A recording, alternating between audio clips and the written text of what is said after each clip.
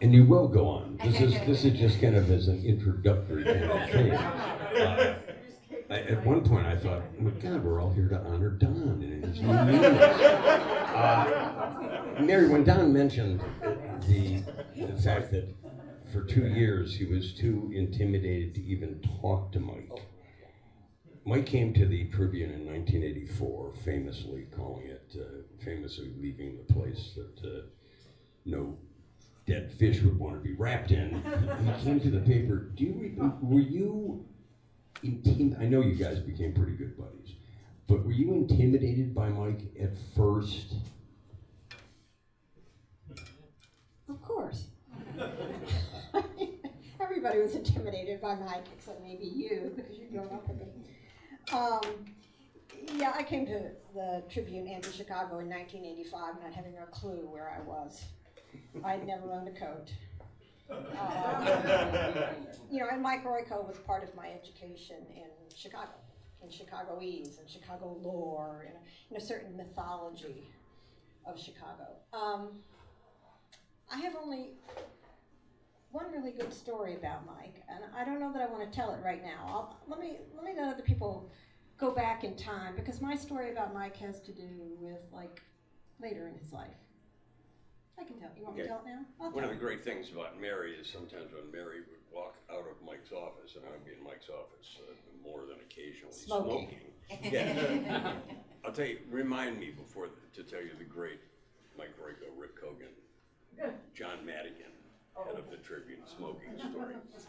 Let's pass it on to Paul O'Connor. Paul, when Mike hired you, why? I mean, that was a lofty position. I guess Terry Schaefer might have come before you, but what was that like? Where were you, and how did you apply, and what was that procedure? It was not a formal kind of interview, I would think. No, I had spent, I was at City News Bureau of Chicago, where he preferred his people to come from, because they were apprenticed the hard way. You could maybe lose a finger if you called South Ellis Avenue Ellis Street, those kind of things. So it was real discipline, and it's also that you didn't, you were void. You had to attribute everything. So it was a great place. He was from that as well. So I was trying to get into Metro section of the Tribune. That was the place to go ultimately, and I tried. And finally, one day I called him up and said, have you filled that position yet? And he said no. And so then I went over, and we talked and laughed.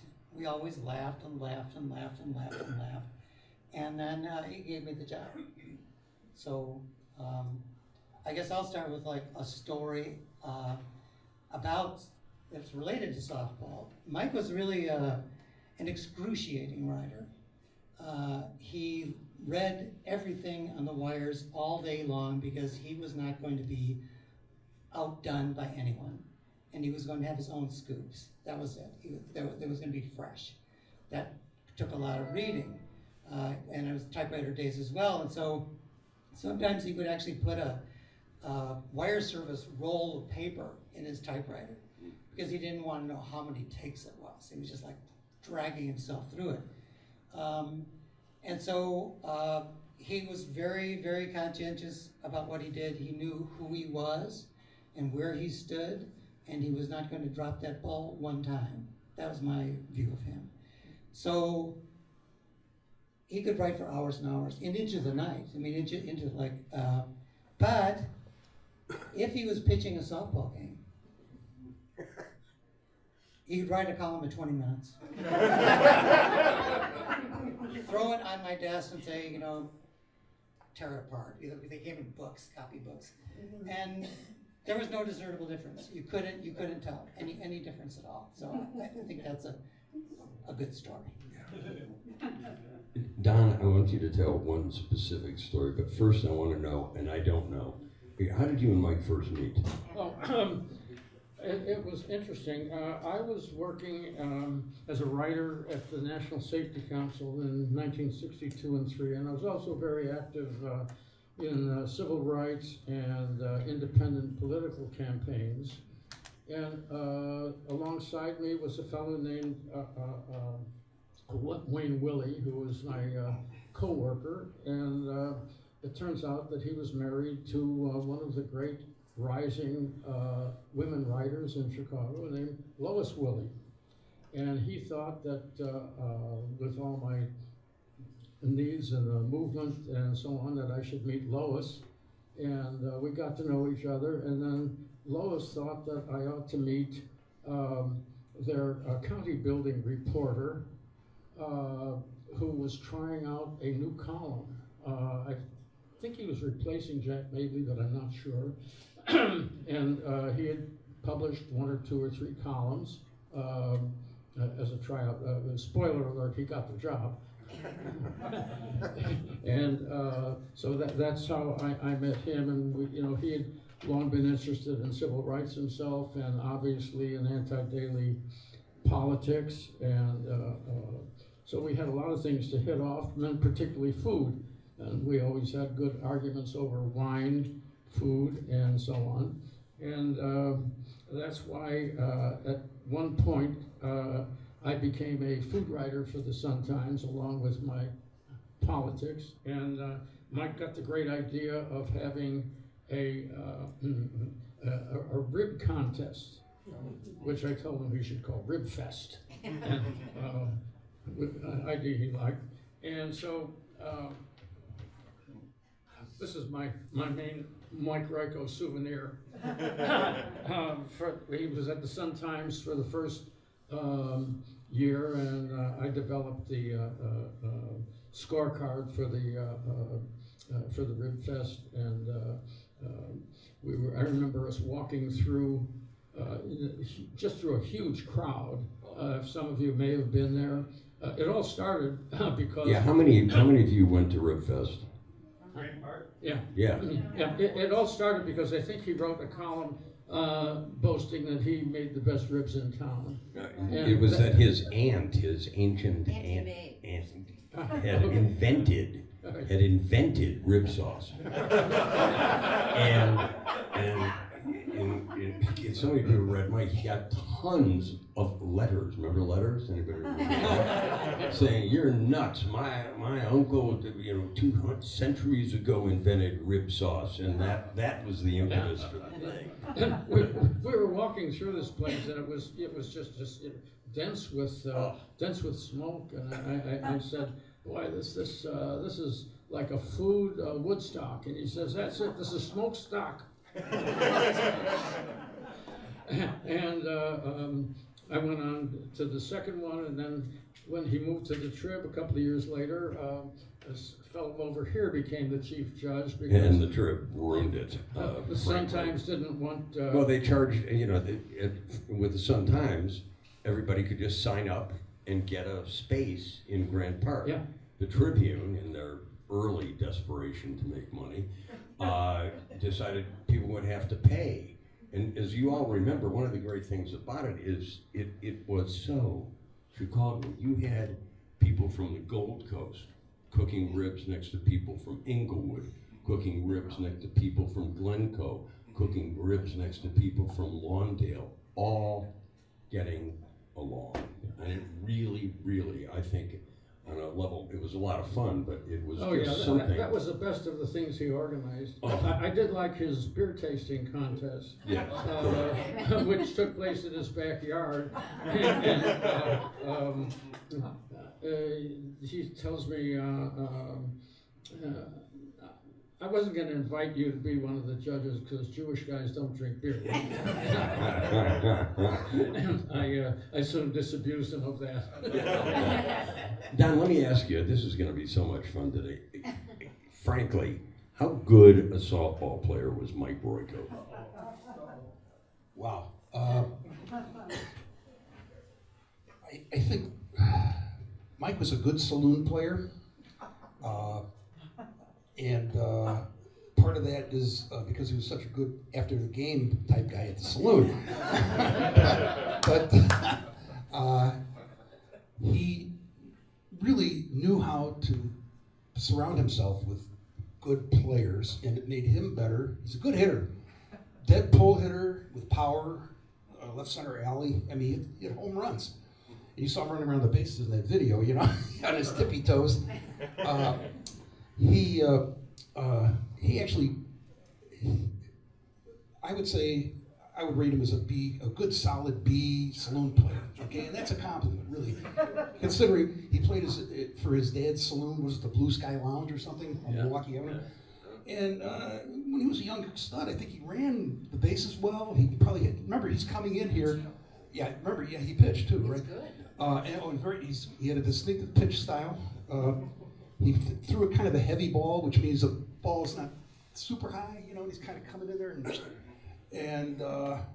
but he batted himself down because he had some super talented guys like Paul Sordo and Don Garbarino and Dino Caruzas out there.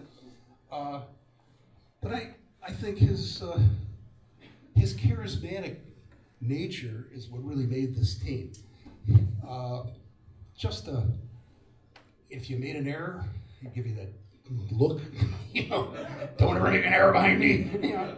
And he wanted to win every game. Every single game he played, he wanted to win. And of course, we always had, when we would lose a game and we would be at Billy Goat's afterwards, sometimes the parties were better when we lost. I don't know, it just, maybe you had a few more beers, give me another round, Sam. One time in Grant Park, after we won that media league that we started, he said, well, now that we're the champs, we don't need to play in this league anymore. We're going to Grant Park, we're going to play in that industrial league, which is a tougher league. What made it tougher? A lot of those companies playing in Grant Park have ringers. Ringers are people who really don't work for those organizations. We're looking out there and going, wait a second, that's Mike Tallow. He doesn't work for Hilton Hotels, he's a Bobcat. So, you know, it's kind of a wild thing. We had this one crazy game against the 1st District Police. And we're playing on Upper Hutchinson, those 4 diamonds across the street. And we get killed in this game. We lost the game 20-6. I remember the score because we went back to the Billy Goat. Oh, and of course, Sam, your dad, brings out the goat. And the goat, we designed special t-shirts. They were white t-shirts, and they put a t-shirt on the goat. And then we go back to the bar. The goat's with us in the bar. And the party's going on, and next thing I know, Mike pulls out a $5 bill and feeds it to the goat. Well, you know, nature being what it is, there are suddenly little pellets on the floor, and Sam yells out from behind the bar, "Hey Mike, he give you change!"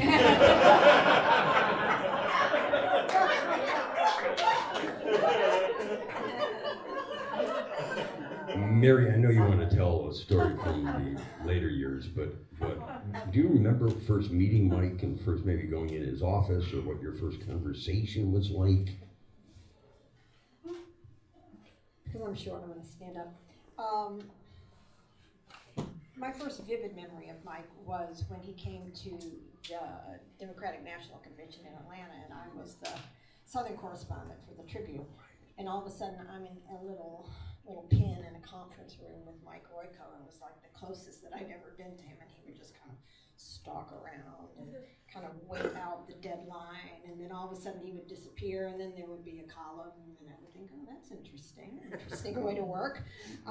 And then I showed him around Atlanta. I still remember putting it in my little Honda Civic, Honda Accord at the time, and driving him around and driving him to a soul food restaurant, which is not what you called it in Georgia. This is just, you know, home cooking, basically. And then he wrote a whole column about, I felt very important. I wasn't mentioned, but he did get a column out of that restaurant. So that made me happy. I'm not gonna tell my story right now, but can I just read the first 3 paragraphs of my... Please. Absolutely, as you all should. It's on Facebook. But Mary will read the first 3 paragraphs and then... I mean, so, you know, we're talking a lot here about softball, but the softball matters less than the journalism. And, you know, I think it is hard to comprehend now, unless you were there, just the size of Mike Royko and the cultural consciousness at the time. Paul Sullivan, who was one of his legmen, and now a longtime sports columnist, wrote a piece yesterday And there was a photo in there that struck me. I'd never seen the photo, and it was Mike announcing that he was moving to the Tribune.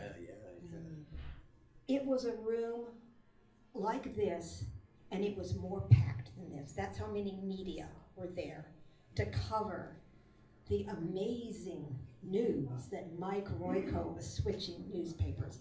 And that was close to the end of an era.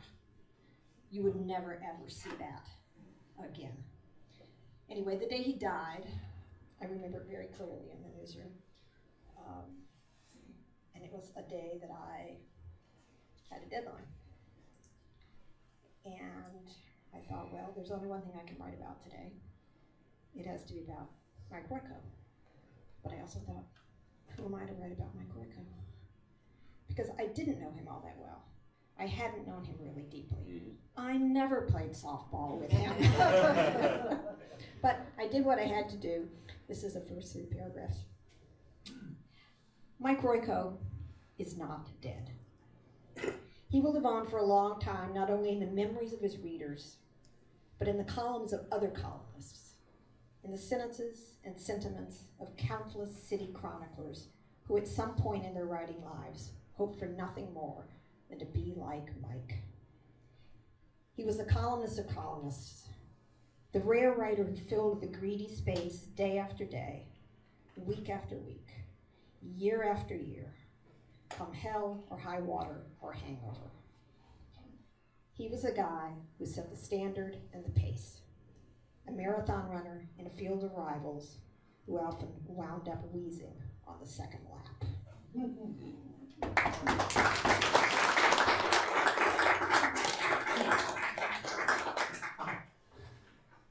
Paul, what did you learn working with Mike? And it was working with. I mean, Mike, you answered phones sometimes, and Mike answered his own phone half the time. What did you learn? And it must have been through osmosis. I'm pretty sure Mike didn't sit you down after you wrote a column and say, "Come here, lad, this is how I did this." But what did you learn? Lots of things. I learned that you circle your kill until you have everything that you could possibly know about him. And then, and only then, do you go for the interview of that individual. And the individual is always stunned that just to be there, but always stunned because of what you know. And so he was very meticulous killer. But he was, you learned a lot because it was, one of the things I learned was, which he said was, if you don't have anything to write about, do something nobody else would do. So he said, here, go to the cab stands and say, follow that cab. And so I did that like for the afternoon. But he was amazing. I mean, he was really, he was a Renaissance man. That should not be missed here. He grew up in a saloon, but this guy knew wine, he knew classical music. He was really an extraordinary person. And so he was teaching me. He did teach me. So the irony is that I was from Winnetka. I grew up in Winnetka. So he wanted to de-Winnetkanize me. So he'd send me into the projects by myself. I'm about as white as you get, okay? And so you learn the street. You learn the rhythm of the city. And so it's just you can't, like Mary said, to fill that space every day is a monster. And the speed of it, and the volume of it, and to do it uniquely. It was just, every day was an education, really, but he was really great at it. Can I add something to that? Sure. Yeah. He spoke of him being a Renaissance man, and I think the thing that set Mike Royko apart from all the other columnists before him and contemporary with him, good as they may have been, was the fact that Mike was brilliant in so many voices. He was the voice of a stand-up comedian when he had to be. He was the voice of the intellectual political analyst. He was the voice of the street kid in Chicago. He was the voice of the gourmet. All of these things, brilliant and each unto itself. And you have to look at that broad picture. And no one, you can name your favorite columnist who lived before him, and some of the guys from New York who were certainly damn good. No one had that particular quality.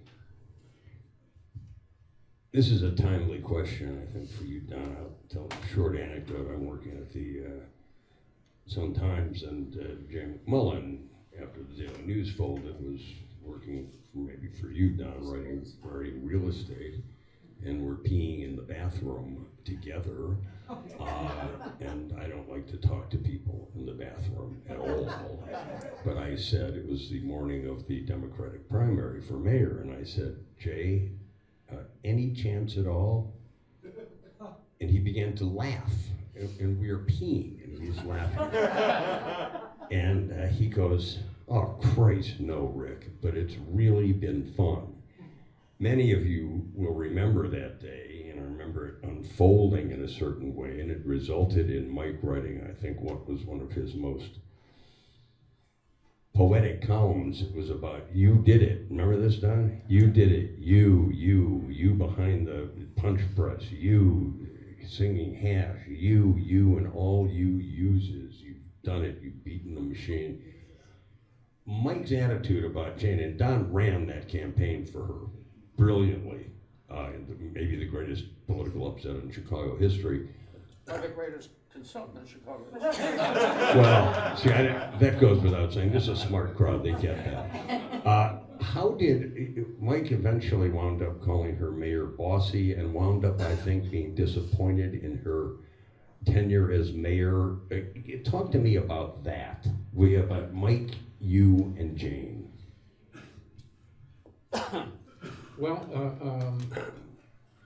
he was obviously a great help in his columns, writing about the campaign. A lot of stuff I was able to give him that he exploited very well, stuff that I couldn't get Cup to print. and after we won, we ran this as some of you may be old enough to remember, we ran this as a reform campaign. And I knew that the main problem was going to be the city council. And at that time it was run by a couple of guys named Verdoliak and Burke. Imagine that some of those guys may still be around. Anyway, I was able to line up within the first 4 or 5 days, I was able to line up a new majority for him that did not include Burke and Verdoliak. I had, at that time, all of the African-American aldermen. We had 3 or 4 or 5 reform aldermen on the lakefront. Some of you may remember, Bill Singer, Dick Simpson, and so on and so forth. And I had some friends on the who were in the machine from the northwest side, led by one Ted Lekowitz, a name you may or may not know of. And they were not that big on Verdoliak. There was at that time, interestingly enough, a south side, north side division in the machine. They all stuck together when they had to. So I had I think 27 person lineup that had she given the okay, would have created a city council where a Verdoliak and a Burke were in the minority. And I laid it all out for her and told her what she had to do. And Mcmullen was present at the time, and he came up with his one of his standard lines, the corridors of City Hall are lined with the bones of reformers. And there was another guy around town named Charlie Swibel, who you may know about, and he sent her flowers every day. He was going to get in on the ride, even though he was deriding her during the campaign. Anyway, she had to make a decision by whatever date it was. I think it was in March, April, I can't remember. And she was going to take off for a well-earned post-campaign vacation. And the deadline came, and I said, tried to get through. I said, Jane, you gotta do this right now, otherwise we're fucked. And no answer. No answer from Mcmullen. She gets on the plane, and within a week or so, I called Mike, and I said, it's all over. And he strung along for a while, and eventually he said, "No, you were right." I said, "I was right once, and I was wrong the next time." Well, he certainly expressed his disappointment in print. How did he express that disappointment to you personally, Don, or did he? Well, it was clear. It was kind of mutual. I don't remember whether I was sitting in his office or sitting over, in a booth in Ricardo's. But I just went over it. I said, I'm stunned at how quickly she, went the other way. And we both agreed that it was Mcmullen's influence. He was a very strong influence on her. By the way, I said this before, and people are surprised. She was a woman who needed strong men. And when I was running the campaign, I was the strong man. She used to call me God, which was nice. Nice Jewish boy. And Don, I gotta ask a question. How do you know she needed strong men? Did she just need a strong person around her? well, she never had any. I'll say that she found strong men, because it was me, it was Jay, it was Verdoliak. Because that's who had power then, right? Yeah, but my power was, risen. So if I should have said she needed a strong hand because she was unsure of herself, but I saw it at that time as a reliance on men. And Dick Daley before everybody. Pardon? Dick Daley. Oh, Daley before, of course. She rose to where she was through the help of strong men. So if there was a strong woman along the way who might have helped, maybe I could say a strong person. Just if I'm sexist for saying strong men, I'll accept it from 1979. Well, but there were simply, at the time, there were simply very few powerful women in City Hall or at newspapers. It was a vastly Well, different. that's it. I mean, so the men were dependent on strong men too. Absolutely, absolutely. I don't wanna get stuck Jay just on came that. out of nowhere. And when you have to, I knew Jay pretty well, when you have to rely on Jay Mcmullen for your political expertise, you're in trouble. Don, you knew Jay more than pretty well. Yes, when the Daily News folded, we were all down at the Billy Goat crying in our beer, and the phone rings, and it's Jim Hogue, the editor of the Sun-Times. He went over, and he was putting together his staff. He told me to come up to his office, and he said, you won the Best Real Estate Section in the Nation Award at the Daily News in '77. Now the paper folded. I want you to be the real estate editor of the Sun-Times. I said, wow, that's great. And he says, not only that, he pushed a piece of paper with a list of names.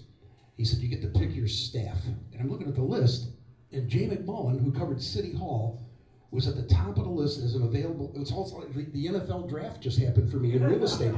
First of all, Jay, no matter what you say about him in politics, he did understand real estate and zoning, and he was a smooth operator when it came to interviewing mayors, without a doubt. So I said, I'll take Jay Mcmullen, and I picked everybody. I staffed up the real estate staff at the Sun-Times with Daily News people. I say probably 5. And Les Hausner, Yeah, sure. Larry Finley, Sure. The late Larry. the late Larry Finley, great guy, and I can't even, there were so many, you know, and those people, Jay worked for me, and he was a terrific reporter, very resourceful. I sent him out to the suburbs a lot just to interview suburban mayors, because he was brilliant. And always a laugh, always, he was a very smart guy all the way around. Paul, why did you leave? Paul's ever been a great writer, and you've gone on to a terrific career. After Mike, why'd you eventually leave journalism? I mean, because those were